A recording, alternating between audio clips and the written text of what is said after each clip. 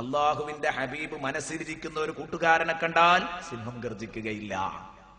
ആ സിംഹം നാവടക്കി ശ്വാസമടക്കി നിൽക്കും. എനിക്ക് പേടിയുള്ള ഒരു മഹാൻ ഇതിലെ കടന്നു വരുന്നു, അയാൾ അങ്ങ് പോകട്ടെ, എന്നെ കാണാതിരുന്നെങ്കിൽ എന്ന് കരുതും. അല്ലെങ്കിൽ ആക്രമണ സ്വഭാവമൊക്കെ നിർത്തിവെച്ച് ഇദ്ദേഹത്തിന്റെ അടുത്ത് വന്ന് സൗഹൃദം പങ്കിടും. രണ്ടു നിലക്കും അതിനെ വ്യാഖ്യാനിച്ചിട്ടുണ്ട് മഹാന്മാർ രണ്ടു നിലക്കും വ്യാഖ്യാനിച്ചിട്ടുണ്ട്. അവിടെയാണ് നമ്മൾ കിതാബുകളൊക്കെ വായിക്കുമ്പോൾ ഔലിയാക്കള് ഏകാന്തവാസത്തിനു വേണ്ടി കാട്ടിൽ പോയി ജീവിച്ചിരുന്നു. CM-ന്റെ ചരിത്രമൊക്കെ പറയുന്നിടത്ത് കാണാം. നമുക്ക് തന്നെ പരിചയമുള്ള മഹാന്മാർ CM വലിയുല്ലാഹിയെ കുറിച്ചൊക്കെ കേൾക്കാം. ഒരുപാട് കാലം കഴിഞ്ഞത് കാട്ടിലാണത്രേ. എങ്ങനെയാണ് ഈ ശക്തമായ കാട്ടിനുള്ളിൽ ജീവിക്കുന്നത്? എന്തെല്ലാം വന്യമൃഗങ്ങൾ! അതേ, അള്ളാഹുവിന്റെ ഹബീബിന്റെ സഹായമുറപ്പായ ടീമിന് സിംഹം പ്രശ്നമല്ല, കരടി പ്രശ്നമല്ല, പുലി പ്രശ്നമല്ല. എവിടെ?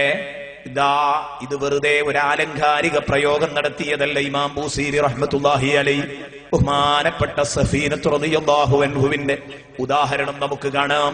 അബൂ അബ്ദുല്ലാഹിൽ അൻസാരി റഹ്മത്തുള്ളാഹി അലൈഹി തന്റെ തദ്കിറത്തുൽ മുഹിബ്ബീൻ ഫീ അസ്മാഇ സയ്യിദുൽ മുർസലീൻ എന്ന ഗ്രന്ഥത്തിൽ രേഖപ്പെടുത്തിയത് കാണാം. സഫീനത്ത് റളിയല്ലാഹു അൻഹുവിനെ വിളിക്കുന്നു ഹബീബായ മുത്തുനബിതങ്ങൾ. വിളിച്ചിട്ട് പറയുന്നു, യമനിലുള്ള മുആദ് ബിൻ ജബലിന്റെ അടുത്തേക്ക് ഞാനൊരു എഴുത്തു തരാം, ഇത് നിങ്ങൾ യമനിൽ മുആദ് ബിൻ ജബലിന് കൊടുത്തു വരുമോ എന്ന് ചോദിച്ചൊരു എഴുത്തു കൊടുത്തു. ആ എഴുത്തുമായി കുറുക്കുവഴിക്ക് ഒരു വലിയ കാട് വിലങ്ങു മുറിഞ്ഞ് അങ്ങോട്ട് പോവുകയാണ്. ഒരു കാട്ടിലൂടെ ക്രോസ് ചെയ്തിട്ട് പോവുകയാണ്. പോകുന്ന വഴിക്ക് കാട്ടിന്റെ ഉള്ളിലൂടെയുള്ള വഴിയാണ്. ഇപ്പോഴും രണ്ടു ഭാഗം ഫോറസ്റ്റാണ്, അതിന്റെ നടുക്ക് വലിയ റോഡുകൾ. അതിലൂടെ പോകുമ്പോൾ പോലും ഇരുചക്രവാഹനങ്ങൾക്കും അതുപോലെ തന്നെ തുറന്ന വാഹനങ്ങൾക്കുമൊക്കെ പലപ്പോഴും വന്യജീവികൾ ബുദ്ധിമുട്ടുണ്ടാക്കുന്നുണ്ട്. നാം പത്രത്തിൽ വായിക്കാറുണ്ട് പലപ്പോഴും. ഇതൊക്കെ നമ്മൾ സാധാരണ ചുരങ്ങളിൽ നിന്നൊക്കെ ഇങ്ങനെ സംഭവിക്കുന്നത് നമ്മൾ പത്രത്തിൽ വായിക്കുന്നതാണ്. പലപ്പോഴും മൈസൂർ യാത്രയിലൊക്കെ പലപ്പോഴും അനുഭവിക്കുന്നതാണ്, കാണുന്നതാണ് കണ്ടുകൊണ്ട്. എന്നാൽ എന്റെ പ്രിയപ്പെട്ട കൂട്ടുകാര് ചിന്തിക്കുക, ചീറിപ്പാഞ്ഞ് പോകുന്ന വാഹനങ്ങളില്ല, മനുഷ്യർ മാത്രം നടക്കുന്നു. അല്ലെങ്കിൽ ഒരു കഴുതപ്പുറത്തോ അല്ലെങ്കിൽ ഒരു കുതിരപ്പുറത്തോ ഒക്കെ നടന്നു യാത്ര ചെയ്തുകൊണ്ടിരിക്കുന്ന മനുഷ്യർ. ഇത് മാത്രമുള്ള കാട്ടിന്റെ നടുക്ക് യാത്ര ചെയ്യുമ്പോ എത്ര ഭീകരമാണ് ആ യാത്ര ഒന്ന് ആലോചിച്ചു നോക്ക്. എത്ര ഭയാനകമാണ് ആ യാത്ര. സഫീനത്ത് റളിയല്ലാഹു അൻഹു കാട്ടിലൂടെ നടന്നു പോകുന്നു. രണ്ടു ഭാഗത്തും ഇടതൂർന്നു നിൽക്കുന്ന വനമാണ്. ആ വഴിയിലൂടെ ഇടവഴിയിലൂടെ നടന്നു പോകുമ്പോ ബഹുമാനപ്പെട്ട ഈ സഫീനത്ത് റളിയല്ലാഹു അൻഹു ഒരു വലിയ സിംഹം തന്റെ മുന്നിൽ പ്രത്യക്ഷപ്പെടുകയാണ്.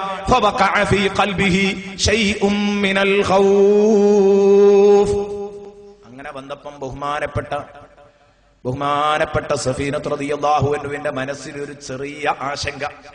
പടച്ചോനെ, ഒരു മൃഗാണ്, പേടിക്കുന്ന ഉറപ്പല്ലേ? നന്നായി പേടിക്കുമെന്ന കാര്യം നമുക്ക് ഉറപ്പാണല്ലോ. സഫീനത്ത് റളിയല്ലാഹു അൻഹു ഒന്ന് ഞെട്ടിപ്പോയി. അപ്പോഴേ ഓർത്തു, ഞാൻ അള്ളാഹുവിന്റെ ഹബീബിന്റെ ആളല്ലേ, ഹബീബന്റെ കൂടെയുണ്ടെങ്കിൽ ഞാൻ ആരെ ഭയപ്പെടണം? ആലോചിക്കുകയാണ് സഫീനത്ത് റളിയല്ലാഹു അൻഹു. ഉടനെ തന്നെ സഫീനത്ത് റളിയല്ലാഹു അൻഹുവിന്റെ മുമ്പിൽ ആ മൃഗം മുട്ടുകുത്തി അവിടെ നിന്നു. എന്നാലും കണ്ണിലേക്ക് ഇങ്ങനെ തുറിച്ചു നോക്കുകയാണ്. എന്തു സംഭവിക്കുമെന്നറിയില്ല. ആ സമയമൊക്കെ ഒന്ന് ആലോചിച്ചു നോക്കൂ നിങ്ങൾ. ഞാനും നിങ്ങളും ആണെങ്കിൽ എന്താവും?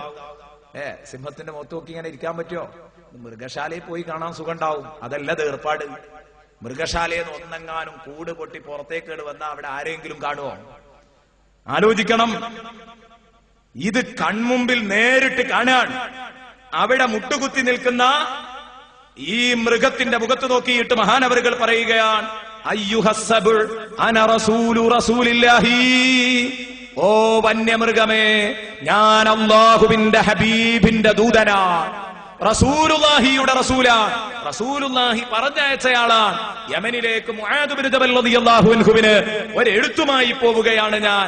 ഈ എഴുത്ത് മുആദ് ബിൻ ജബലിൽ എത്തിക്കാൻ വേണ്ടി പോവുകയാണ്. അല്ലാഹുവിന്റെ റസൂലിന്റെ ആളാണ്, ശല്യം ചെയ്യരുത്, ഒന്ന് മാറണേ. അപ്പോൾ അത് വഴിയിൽ നിന്ന് മാറി. സഫീനത്ത് റളിയല്ലാഹു അൻഹു പറയാണ്. അപ്പൊ അവിടുന്ന് അങ്ങോട്ട് എഴുന്നേറ്റിട്ട് ഫജഅല യുഹംഹിം, എന്തോ എന്റെ മുഖത്ത് നോക്കിയിട്ടൊന്ന് മുരണ്ടു. എന്താണെന്ന് എനിക്ക് മനസ്സിലായിട്ടില്ല. അത് അതിന്റെ ഭാഷയിലല്ലേ ശബ്ദിച്ചത്. എന്തോ എന്നോട് പറഞ്ഞു, എന്താന്ന് എനിക്ക് തിരിഞ്ഞില്ല. അതിന്റെ ഭാഷയിൽ അതൊന്ന് ശബ്ദിച്ച് ആ വഴിയിൽ നിന്ന് അങ്ങോട്ട് മാറി നിന്നു. ഞാൻ സുഖമായി യാത്ര ചെയ്തു. തിരിച്ചു വരുമ്പോ അതേ വഴിയിൽ അതെന്നെ കാത്തു നിൽക്കുന്നു. സുബ്ഹാനല്ലാഹ്, കണ്ടപ്പോ ബേജാറായി. ഞാൻ വീണ്ടും പറഞ്ഞു. ആദ്യ തവണ പറഞ്ഞു ഞാൻ സലാമത്തായ വാക്കുകൾ എനിക്ക് ഓർമ്മയുണ്ട്. ദാ മുആദ് ബിൻ ജബൽ റളിയല്ലാഹു അൻഹുവിന്റെ മറുപടിയുമായി അല്ലാഹുവിന്റെ റസൂലിന്റെ അടുത്തേക്ക് പോകുകയാണ്. എന്നെ വിഷമിപ്പിക്കരുത്. മൃഗം മാറി നിന്നു. അപ്പോഴും എന്നോട് എന്തോ മുരണ്ടു. എന്താണ് മുരണ്ടതെന്ന് എനിക്കറിയില്ല. അല്ലാഹുവിന്റെ റസൂലിന്റെ അടുത്തേക്കാണ് ഞാൻ നേരെ ചെന്നത്. സുബ്ഹാനല്ലാഹ്, ഒരു ശ്വാസം നേരെ കിട്ടി. എന്താ ഈ രംഗം? രണ്ട് ഘട്ടത്തിലും സലാമത്താകുമ്പോ എത്രമാത്രം സമാധാനം ഉണ്ടാകും. അങ്ങനെ റസൂലുള്ളാഹി സ്വല്ലല്ലാഹു അലൈഹി വസല്ലമ തങ്ങളുടെ അടുത്തേക്ക് അങ്ങോട്ട് കയറി ചെന്നിട്ട് അല്ലാഹുവിന്റെ ഹബീബിനോട് പറയുന്നു, നബിയേ, ഇന്നെന്റെ ജീവിതത്തിൽ വലിയൊരു അത്ഭുതം കണ്ടുപോയി. വലിയൊരു മൃഗം എന്റെ മുന്നിൽ പ്രത്യക്ഷപ്പെട്ടപ്പോ, ഒരു സിംഹം എന്റെ മുന്നിൽ പ്രത്യക്ഷപ്പെട്ടപ്പം ഞാനൊന്ന് ശരിക്കും അക്ഷരാർത്ഥത്തിൽ ഞെട്ടിപ്പോയി. പക്ഷേ ഞാൻ നിങ്ങളുടെ ആളാണ്, എന്നെ ശല്യം ചെയ്യരുതെന്ന് പറഞ്ഞപ്പം അതെന്തോ എന്റെ മുഖത്ത് നോക്കിയിട്ട് മുരണ്ടിട്ടങ്ങോട്ട് മാറി നിന്നു. പോരുമ്പോഴും അതേ അനുഭവം ഉണ്ടായി. അല്ലാഹുവിന്റെ റസൂല് പറയുന്നു, അതൊക്കെ ഉണ്ടാകും, അതൊക്കെ ഉണ്ടാകും സഫീന. അതൊന്നും വലിയൊരു അത്ഭുതമല്ല. ആ മൃഗം നിന്നോട് അങ്ങോട്ട് പോകുമ്പോഴും മുരണ്ടു, ഇങ്ങോട്ട് പോകുമ്പോഴും വരുമ്പോഴും മുരണ്ടു. ആ മുരണ്ടതെന്താ നിനക്ക് മനസ്സിലായിട്ടുണ്ടോ? അത് ശബ്ദിച്ചതിന്റെ അർത്ഥതലം മനസ്സിലായിട്ടുണ്ടോ?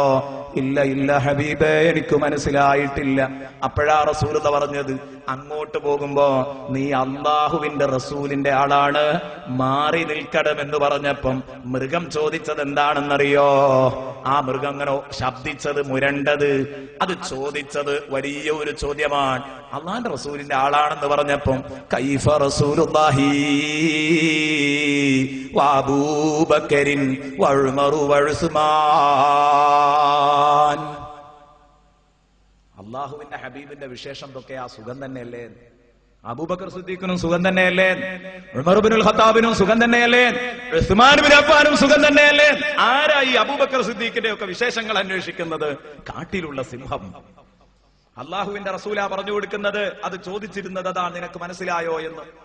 അബു അബ്ദുല്ലാഹിൽ അൻസാരി റഹ്മത്തുള്ളാഹി അലൈഹി, ഇമാം ബാജൂരി റഹ്മത്തുള്ളാഹി അലൈഹി, ഇമാം ഖർബൂത്തി റഹ്മത്തുള്ളാഹി അലൈഹി, ഇബ്നു ഹജർ റഹ്മത്തുള്ളാഹി അലൈഹി, ഇവരൊക്കെ ഈ സംഭവം പറഞ്ഞിട്ടുണ്ട്. ഇത്ര വിശാലമായി പറഞ്ഞത് അബു അബ്ദുല്ലാഹിൽ അൻസാരിയാണ്. കൈഫ റസൂലുള്ളാഹി, അല്ലാഹുവിന്റെ റസൂലിന്റെ അവസ്ഥ എന്തൊക്കെയാണ്? സുഖം തന്നെയല്ലേ? അബൂബക്കറിനും സുഖമല്ലേ? ഉമറിനും സുഖമല്ലേ? ഉസ്മാനും സുഖമല്ലേ? റളിയല്ലാഹു അൻഹും. എല്ലാവരുടെ പേരിലും നിങ്ങൾ ഉച്ചത്തിൽ തർദിയത്ത് ചെല്ലണം. നമ്മുടെ ഈ സദസ്സ് കബൂലാവണം. ഈ സദസ്സിൽ നമ്മൾ എന്തു പ്രശ്നം അല്ലാഹുവിനോട് പറഞ്ഞാലും അതിന് ഉത്തരം കിട്ടണം. അല്ലാഹുവിന്റെ ഹബീബ് ഈ സദസ്സിൽ ഉണ്ടാവണം. അതാണല്ലോ വിശ്വാസിയുടെ ലക്ഷണം. അതുകൊണ്ട് ഉറക്കെ വിളിക്കണം.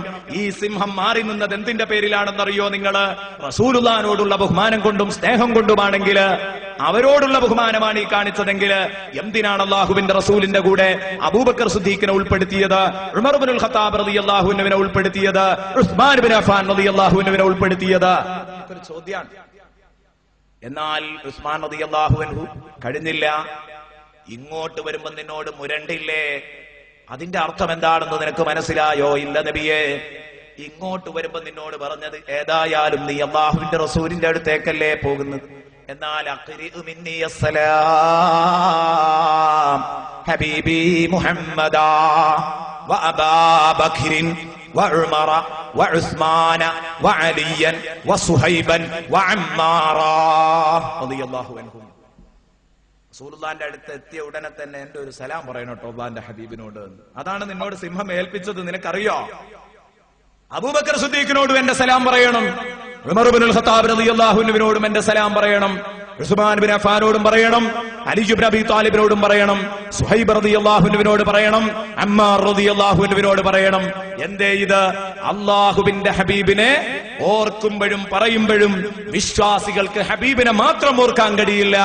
അവിടത്തെ ലക്ഷക്കണക്കിന് സഹാബാ കിറാം, തനിക്ക് വേണ്ടി എല്ലാം സഹിച്ച സഹാബാ കിറാം, അവരെ മാറ്റിവെച്ചിട്ട് ഒരിക്കലും അല്ലാഹുവിന്റെ റസൂലിനെ ഓർക്കാനും പറയാനും വിശ്വാസികൾക്ക് സാധ്യമല്ല. അത് കാട്ടിലെ മൃഗങ്ങൾക്കടക്കം കഴിയുന്നില്ല എന്നതിന്റെ ചിത്രമാണ് നാം കണ്ടുകൊണ്ടിരിക്കുന്നത്. ആ നിദർശനമാണ് ഈ സംഭവത്തിലൂടെ നാം അനുഭവിച്ചു കൊണ്ടിരിക്കുന്നത്. ആലോചിച്ചോ നിങ്ങൾ ഇതിന്റെ ഗൗരവം? അതുകൊണ്ടാണ് ഇമാം ബുസീരി റഹ്മത്തുള്ളാഹി അലൈഹി ഒക്കെ ബുർദ തുടങ്ങിയത് തന്നെ തന്റെ കൂട്ടുകാരെയും കൂടെ കൂട്ടിയിട്ടാണ്. മിൻ തദക്കുരി ജീറാനിം ബിദി സലമി മസജ്ത ദംഅൻ ജറാ